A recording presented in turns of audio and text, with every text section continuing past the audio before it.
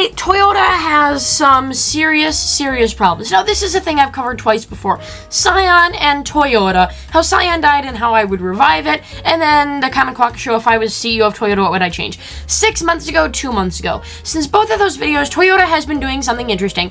They've changed the way they're working, they've changed their stance on EVs, and more importantly, they've changed their partnerships. And so much has changed in the auto industry that, and I keep revisiting this. I'm like, oh, well, I would actually change that about this plan, or I would change that, or I would change this and that. So today I'm presenting my final iteration for how I would change Toyota if I was CEO.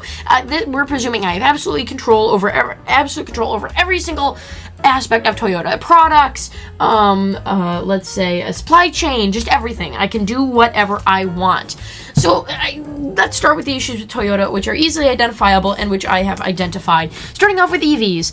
This is a massive issue. First of all, the BZ4X. That was a bad start. It was kind of neat. It was kind of mediocre. It was a kind of okay. The BZ, weird, and the CHR, weird. First of all, the CHR was meant to be affordable for young people. The new CHR is vastly unaffordable. It's an EV, and the worst part is all of these are also sold by Subaru.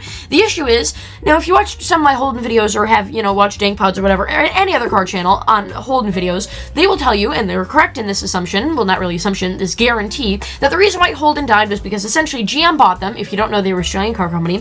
GM bought them, and what they did was they took all their shit from America and dumped it over there. So you had the Holden Cruise, the Holden Equinox, just a bunch of bullshit from America. The issue is Holden was also selling their own cars, and the issue is Holden was essentially competing with themselves for the market share. So essentially, it was, the Toyota Camry, the Honda Civic, they were competing, and then you had maybe 3 or 4, the Holden Captavia, Holden Cruise, Holden, what's another atrocious one, Holden Impala, and the Holden Utes, all competing. So essentially, there was one car company that had 4 different entries into one segment, and yet they still didn't have any more market share than any of the other companies. That's how they died. This is the issue Toyota's going to have. These are all sold by Subaru. So essentially, out of EVs, Toyota has maybe 1% of the market share. They're sharing that 1% of the market share with Subaru with the exact same cars at the exact same price. It's a lose-lose scenario. And also, Subaru has less brands than Toyota. Now Subaru is just becoming kind of a pilot for Toyota. I mean, think about it. If we, because obviously the Outback is worth more and the WRX is worth more than, the Subaru Woodland or any of the other shit they're coming out with now. Historically speaking, but let's just say they're on even playing field. Now, about 40% of Subaru's identity is just Toyota. You know what I mean? And that's not even counting the BRZ and all that crap. Another thing is no pride. Like, in the technologies, like the hybrid synergy drive system was excellent. We had this badge. We put it everywhere. We were proud to have EVs. And then Toyota's just like, you want to know what? We don't care, and the technology sucks, and we're just going to call it HEV, just hybrid electric vehicle. We're going to be vague. We're not going to talk about the technology. We're not going to make it sound cool. And this is an issue. Watch the arguments for, and I changed the title or whatever, the arguments for small cars video. Watch that video, and you'll explain, and you'll understand what I'm talking about. Toyota needs to market to young people. These Gen Zers are getting on the road more than ever. And also, the American car companies know. Ford and GM are already reconsidering, getting rid of sedans because most teenagers say they're expecting to drive a sedan as their first car, and for many cars after that because they view them as reliable and economical. They're bringing sedans back. Where is Toyota to be found? Where is their pride? They just don't have pride in themselves anymore. They're like a wimpy little, husband or wife that just, has a very poor opinion of themselves. Oh, I look so ugly in this photo. That's what Toyota is right now. They're not proud of themselves, and they're not proud of the technology. Another thing is their shifted product lineup. Before, in the 1990s and 2010s, at the large and luxurious, this is just Toyota, no other brands, you had the Avalon up here at the pinnacle, in the Land Cruiser, right up here, and then at the bottom you had the Yaris and the Yaris IA, and then in the middle you just had the Camry and the Corolla and all that good stuff. Nowadays, large and luxurious, Grand Highlander, Land Cruiser, 4Runner, Sequoia, again, those were kind of up there too, just a bunch of stuff, but the issue is, this is pretty much the same, except for the fact that there's no identifiable leader anymore, and everything's more expensive. That's why this is completely shifted up. Everything's more expensive, and there's no identifiable, the Land Cruiser isn't the leader of the pack. It's actually quite smaller than the Sequoia now, so that just doesn't make sense to have that the leader of the pack. And now everything's tapering off with the Corolla. There's no Yaris IA, Prius C, stuff to fill up this area. It's just the Corolla, which is having to do a lot of heavy lifting. And the Subaru question. The Subaru question. If Subaru just makes Toyota's EVs but puts the Subaru logo on them, again, look at this. That's the Subaru. Let's go back over here. This is the BZ4X. Look at it. Take it in. Now, let's go over to the Subaru. It's slightly uglier, and it's at the exact same price with no identifiable advantage of the Subaru over the Toyota. Doesn't make any sense. And, it just doesn't make sense. An even bigger question is the partner question. Toyota has been looking for the right mate forever. Is it Mazda? Is it Subaru? Is it just themselves? Is it Scion? They've been looking for a partner forever, and they haven't been able to find one. So let's look at the identifiable things here of the Toyota partner question. Mazda, they're good, they're reliable, they're mid-luxury placement. That's kind of nice, you know what I mean? But they rely on Toyota too much with the EVs, it's just a lot. Lexus, it doesn't really have brand identity. I mean, again, EVs are really contributing to that, and the quality and the reputation are definitely pros. Small, reliable engines, Subaru, small dealership network, and Subaru relies a lot on Toyota for EVs, just an ridiculous amount. Mazda does a little bit, I would say. They rely on Toyota a lot for technology, and more so than cars. Like, Subaru relies on Toyota for cars. Mazda more relies on them for, like, technology and hybrids and stuff, and on all-wheel drive. Subaru has a great all-wheel drive system and reliable CVTs. I would say here, Suzuki is the clear winner here. Why? Small, reliable engines. Again, the Gen Zers are driving. The Gen Zers are going to want small, reliable engines. They have a diverse world presence. They're all over the world, and most importantly, they have no American presence, which means Toyota can convince Suzuki, hey, give us the patents to your cars. Give us the designs. We'll make them here in the United States. We'll sell them under the Scion brand, and then you get some money from that. That's the ideal thing. And I want to talk about AI here for a second. In this video, I'm going to be using AI to generate some, images. And now I want to talk about this. A lot of people, when I say that I use AI, they think that it's an AI data center somewhere in Milwaukee using thousands of water. No, I use Grok. And the best part about Grok is that it can be run locally. So when I submit an image to be run, it doesn't go to some AI data center. In fact, it goes to a designated computer sitting on the shelf right over there. I think it's got, like 512 megabytes of RAM. It's a crazy computer. I built it a while ago. I was using it as a gaming system. Didn't need a gaming system that big. It is designated to AI. So Grok is not using up water. It's not polluting at all. And the only thing that it's doing is just running AI, so I can run it offline. Well, I still need to connect to it. You know what I'm saying? So all these generations were made on that computer using Grok, which is run locally, not because Grok is best for image creation. And also, I do stuff like this. Like, I'm not going to stay on the screen for too long, but essentially what I do is I just clip pieces and parts out of cars that I like, put them on other things, and then say Grok, just kind of put it together and color match it. So these designs they're not my own. Like, they're just kind of like, glorified clip art. But again, no pollution, and again, most of the designs were my ideas. First of all, shifted product lineup. Coda, yes, that Coda. Now, let me explain to you why Coda would be a great EV shoe-in. First of all, Coda right now is being used for an automatic testing automobile thing, and they're just doing self-driving cars, and they're using the Coda fleet to try that, which means Coda would be very easy to purchase. You could just walk up to them and say, hey, here's $100 million, less than that, here's $10 million, give us the rights and everything, and they could do that. They'd give you the brand. Now, why Coda? Well, for a few reasons. First of all, Toyota is terrible and fantastic at launching new brands at the same time. First of all, with Lexus, it took them like 10 years to muster up the courage to even want to do it, and when they did do it, they spent 10 years on testing. With Coda, I think this would really help Toyota kind of ease into the EV space more, and also for advertising, they could say, we went up against Tesla, because remember, Coda, this car company, which is, it went under, but it's still kind of around. Like, look into the history of Coda, it's pretty interesting. I think Aging Wheel should do a video on what Coda's like now, because it's still around, even though it's just owned by a self-driving company and their car fleet are just being used. Coda was actually up against Tesla. So in the early days, this was the Coda sedan. It was based off the Hi-Fi Saibao, which was a Chinese car. It was retrofitted with American parts to be an EV. And they fought Tesla, and they lost. Toyota could say, Coda fought, and again, Toyota could say, Toyota doesn't have to be, involved with Coda publicly. They don't have to say Toyota owns Coda, or Coda by Toyota. They don't have to do that. In fact, what I think would be better is, instead of, shipping all of our EVs, shitting all that shit out onto Subaru and Toyota, send them over to Coda, and then remove them from both the Toyota and the Subaru lineup. That way there's one clear company getting the profit margin, getting that small margin that Toyota does sell. There's one company doing that, and it's a designated EV company. So let's say a Coda car has a meltdown, because these EVs are having recalls and issues with Toyota, and I'm sure there's more yet to come. When that issues happens, that'll be happening on Coda. That's going to be like the term now for Toyota. It's going to happen on Coda's watch, not Toyota's, so Coda's going to get blamed for it, and Toyota can be spared some of the humiliation there. And again, for the advertising, we fought Tesla and lost, but this time we're coming back for more. Again, these are AI. This one is kind of like AI'd. I just had to generate me a generic crossover and then apply that to the rest of them. Futuristic logo, front light bar, split headlights, black front to kind of copy Volvo a little bit, black roof.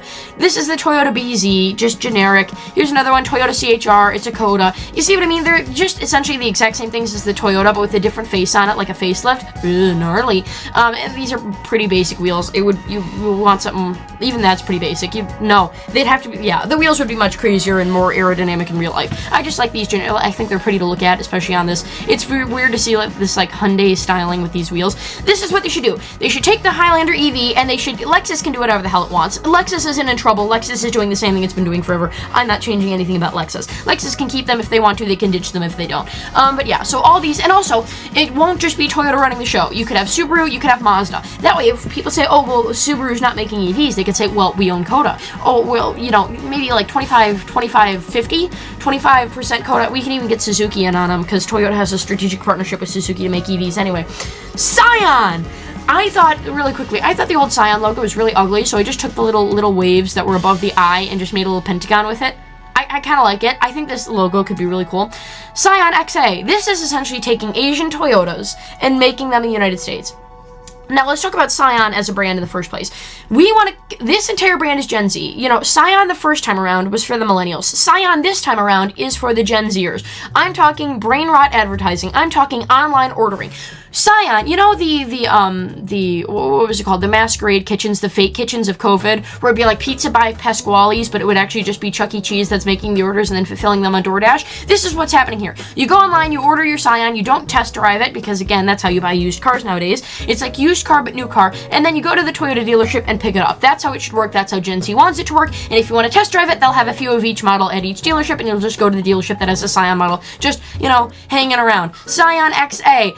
Again, compact crossover. This would sell very, very well. Scion's already been sold in the United States, and again, Toyota really sucks with marketing. They really, really suck. If they just did a better job at marketing, they could be so good. They just need to try a little bit harder, and they would be fine. I don't know why they insist on like having the worst marketing ever. The XB, this would sell well, because again, Gen Zers are weird. They like crocheting and knitting, and they have weird hobbies, and this just screams small business all over it. It's cool, it's fun, it's chic, it's en vogue, it's a good idea. XD, I'm going to explain why the Corolla Cross can, fulfill a different market share than it was previously and kind of escape the Corolla name in a minute, but it will, and it'll be sold as the XD for pretty cheap. It'll just be the base Corolla. And again, all of these, and Toyota's sitting here, they're looking at these and be like, oh no, so many parts, we have to make so much stuff. You can just take the base level of this, and then that's it. You don't have to make separate trim levels, you don't have to make separate pieces for each car, and even because, again, many of these are going to be phased out or going to be facelifted, you can just make the non-facelifted versions under the Scion name and then keep the facelifted ones for Toyota. That's how it should work. And since they share the same parts, it shouldn't really be that difficult. Again, the Corolla hatchback from 2019, the original one in this light blue color. Scion, again, doesn't have to be the updated one. This is the Toyota Pixis Epic. Now I want to talk about this a little bit. This is a K car, and I think like the Mitsubishi Mirage is a little bit bigger than a K car, so it can't be classified. And this would be a little bit too small for American roads. So what I think they should do is I actually drew this. I think they should expand the hood a little bit, and they should puff out the sides, because it's going to have to be that way if it's going to be sold in the United States, but I definitely think there is potential. This is only sold in Japan, by the way, in the Toyota Pixis Epic. And the Toyota Aygo X, I mean, come on, Scion IA, it's just a classic crossover. In fact, they could go even more crossover if they really want to. Who's stopping that? And the CHR! The CHR was meant for Scion the first time. Toyota ended up getting it by mistake. This time, Scion can have the CHR as the Yaris Cross. And then the Echo. This is a fun one. Suzuki Ignis sold in the United States. Why? Well, Gen Zers grew up with their parents wanting a lot of crossovers. And now they kind of get the idea that, our parents wanted crossovers, they wanted SUVs, but we don't have the money for SUVs. So what if we could make a small car that looks like an SUV? Because in the end, everyone imitates their parents in some way, in some form. They want to, or they don't want to, and just end up doing it anyway. There's an entire Progressive commercial about it. They're eventually going to want crossovers just like their parents. They're not going to be able to afford them, and they're going to buy a Toyota Echo. A Scion Echo. And reviving the Echo name, it's cheap, it's down to I think we could definitely rearrange the names some, because some of these, like, IA doesn't really fit this, and I think we'd have to come up with new names like IO or something, but I think definitely bringing the Echo name back under the Scion name is pretty good. Now, onto the proposed Toyota lineup. Starting off with the Yaris. The Yaris is by itself, no Yaris family. I toyed around with the idea of having a Yaris Cross and then, like, a Suzuki Swift Hybrid as the Yaris C or V or whatever. That's just not a good idea, so we're just ditching it. Just the Yaris. This is the only one that's going to be sold at Toyota dealerships. This is the only one that Scion can't have. Just a small one. And also, the best part about Scion being like a shoe-in brand, like a remote brand, is that in the parts where it's not going to sell, like Oklahoma and stuff like that, you don't have to ship it out to them unless people order it. And they can, and again, with social media, again, if Toyota used social media to their advantage, they'd be the most popular car company on the planet. If they did. And yet their marketing team is so bad. So, it's like painfully bad. We need some Gen Zers in here running this marketing campaign. I'm talking a TikTok page, a successful TikTok page. I'm talking memes. I'm talking, and get them used to the experience of buying a car online, having it shipped to a dealership, and then they can put like a return policy. The best part about that is the issue with Scion the first time is that no one wanted to buy them, and they were piling up at dealerships. Well, if they only go to dealerships when they're wanted, Toyota can get a lot more, it's easier for them to get statistics on what cars are being sold and what cars are not being sold if they're being ordered ahead of time before they're being sent out to dealerships. So they essentially get those same statistics without having, dealerships call and say, hey, Toyota, these shitty cars are piling up. Come get them off of our hands. We can't fit the actual Toyotas on the lot. They don't have that. It's being sent out. The Yaris, they'd send a few of them out to each dealership, but again, the reason why the Yaris makes sense now is because of all that demographic data they get from Scion. They would only send this out to dealerships where Scion is very present and they don't want to wait for a Scion. You get a Yaris hybrid. We'd also probably make it a diesel or something. The Prius family. Look at that Prius Venza. So first of all, instead of having V means Venza now. And there's multiple Toyota Venzas now. And you'll get used to it. First of all, this is actually not a Toyota at all. This is not a new model. This is just a facelift because I picked the best facelift on the planet. Toyota Prius, fine. Toyota Prius C, Toyota Aqua. It's just the Prius C, but it's called the Aqua. We'd bring it back as the Prius C. And then the Prius Venza. Look, you cannot tell me how many Gen Zers would love to have that. Let me just show you this. It's based off of the Suzuki Frontex. The Suzuki Frontex is a new hybrid that they just came out with. I say we give them our hybrid system for the Frontex if they give us the Frontex for the Prius Venza in the United States, and we give them some commission. You know what I mean? Look at this. It's just a different face. Look at that. Exact same. Door handles, exact same. Shape, exact same. This is essentially a Prius V, but it's Suzuki. And with, some styling, damn does this look good. We could make like a woodland version with cladding. You cannot tell me those teenagers would eat them up. We could even put a third row, which I think was a mistake that we didn't make. Because again, the point of the RAV4 is that it doesn't have a third row. If the Toyota, because the issue was, the reason why the Prius V originally failed was because as soon as the Toyota RAV4 hybrid came out, everyone got that. Well, if the Prius Venza if the Prius V had a third row like it did in every other country, because we're fat Americans, if they just beefed up the suspension a little bit, put a third row in it, it would have absolutely outsold the RAV4 hybrid. I'm sure it would have. People just want that extra space, and it's not that they really need the third row or that they're ever really going to use it. It's just they like the peace of mind that if their kid's having a sleepover or something, they have seats in the back just in case. The Corolla family. Corolla Cross is gone. See, it's been rumored that this was leaked from the Chinese Bureau of Espionage. I don't know. It's like their traffic thing, their traffic bureau. This is what the new Corolla is going to look like.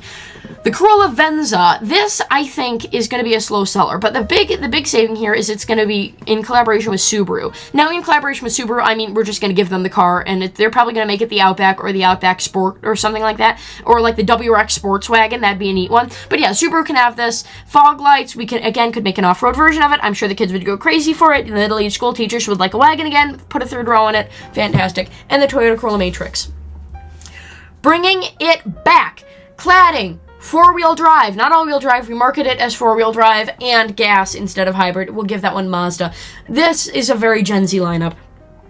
The Gen Zers who want to have the wagons can have the wagons. The Gen Zers who just want the regular Corolla experience can get the regular Corolla. And the Gen Zers who want to go off-roading, want that crossover vibe, don't want to get a Scion, can get the Corolla Matrix. And they all fit together very, very well. Another thing you may notice, no Corolla Cross. Why? These have all new faces. The Corolla Cross just had a facelift. It doesn't need a facelift like the Corolla does. It was launched like a few years after the Corolla. The Corolla is going to get updated and the Corolla Cross is going to die. Or just be put somewhere else. Who knows? Camry, it's the Camry, it's fine. RAV4, there's where she ended up. The new RAV4 Sport. It just makes sense. Put a tire on the back. Make it look a little bit more off-roady. And trust me, mate, she will sell. It will absolutely sell. Nissan sold well with the Rogue Sport. Why can't Toyota get a little piece of that pie? Toyota Crown Venza, and the Toyota Crown. Wonderful, 10 out of 10, no notes. And the Highlander. I don't like this render. The issue is this hood slopes too much and it's too big. We need to shorten that hood. The proportions of this don't really... It's got big wheels, which really don't help. Yeah, we just need to kind of like... like tuck that in a little bit and put the kibosh on this really long hood. It's because of the clip art. It just took the hood from the Prius and just kind of stretched it all the way up there. And we need to make these windows larger. Grand Highlander, fine, we'll keep it. Sienna, again, give it a slight facelift. That's good enough facelift for most people. Looks brand new. Good enough facelift. Good enough facelift for me. I'll tell you that. I mean, it's a Sienna. It doesn't really need it that much. Toyota truck family. Tundra, back, V8 only. Again, people love the V8. The Hybrid Max is cool. You can put that up there too, but just bring the old generation of Toyota Tundra back. That one was fine. It sold well. We don't always need a new thing. Tacoma should be replaced by the Hilux. You don't realize the Tundra is like 5 years old now. It's like 7 years old. That thing needs to be replaced. That thing's going to have a new generation soon, and I think it should just be this generation with another facelift. And the Toyota Hilux, this is some weirdness going on. So the Hilux is the Tacoma, and the actual Hilux is the Land Cruiser variant. Why? Let me explain something to you. The Hilux has always been the forbidden fruit of Americans. And what I'm trying to do here is essentially make a little Ford strategy. So what they did was they had the Bronco Sport and then the Maverick. And the Maverick was the truck version, and the Bronco Sport was the SUV version. And they sold very well. They sold alongside each other. People that wanted to get a truck could get a truck. People that wanted to get an SUV could get an SUV. This is a weird truck. And calling it the Land Cruiser or Sport or something like that just wouldn't make sense. So selling it under the name Hilux, the forbidden fruit of Americans, I think, personally, to me, makes sense. And the Toyota Hilux already looks very Tacoma-ish. Trust me, the people will buy it. Alright, and now here we have the Toyota utility family. Bring the Land Cruiser over. Make it a family SUV. People will buy it. I don't really think we need to. I think the Grand Highlander can handle it. But I just think we should out of a matter of principle. And again, that's not going to be good enough for Toyota. Listen, guys, just do it. Come on, people will buy it. I bet there'll be a big surge when it comes out, and then they'll stop doing it, and then you can get rid of it again. Land Cruiser Prado. Let's just be honest with the people. It's a Prado. It's fine. Or you can just keep this one as a Land Cruiser for all I care. Sequoia, 10 out of 10, no notes. It's kind of the family SUV now. Doug DeMuro has one. Just leave it. It's fine. Toyota 4Runner. Hilux 4Runner. Develop it yourself. You'll be fine. So, many of Toyota's issues have just been solved, and in my opinion, in a very elegant, classy way. And here's what I've done.